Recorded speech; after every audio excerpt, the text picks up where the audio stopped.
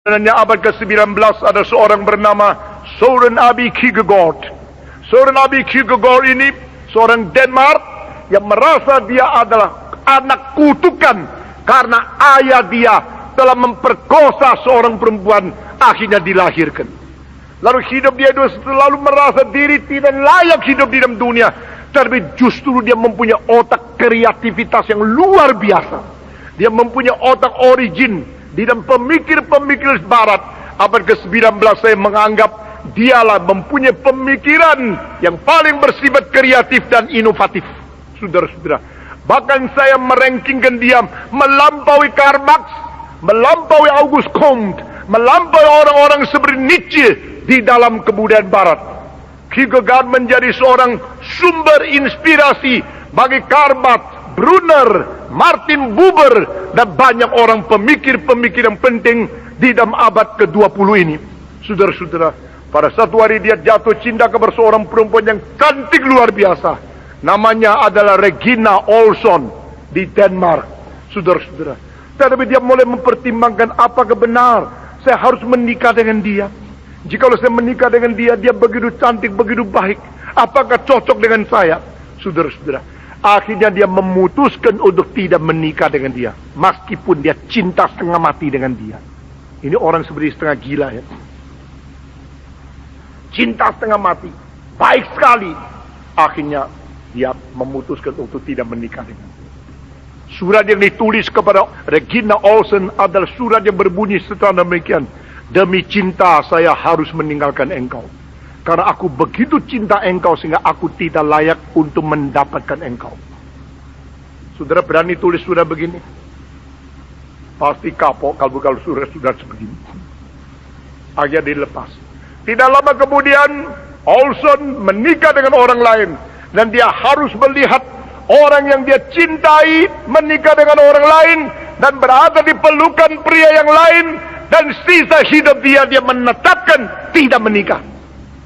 Menjadi seorang pria yang menetapkan tidak menikah bukan karena tidak laku, justru karena dia sendiri menyerah, dia sendiri membuang atau meninggalkan orang yang paling dia cintai.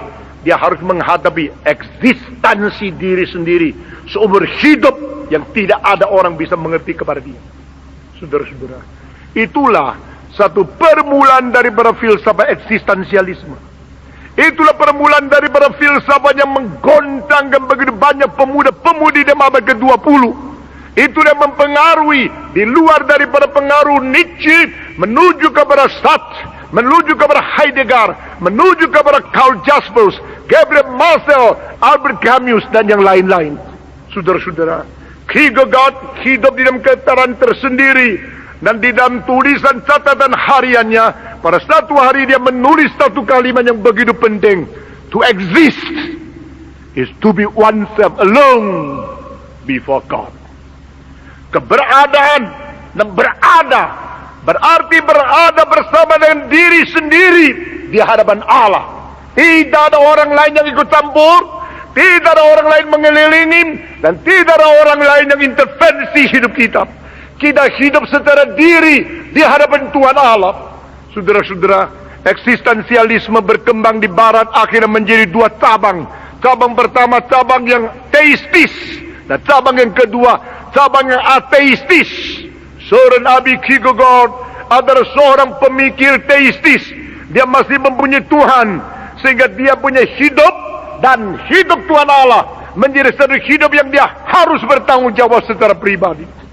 Segala penderitaan-penderitaan yang mengelilingi dia datang daripada perasaannya, keinginannya tidak capai, dan ketidakcapaian keinginan adalah karena dia sendiri menolaknya.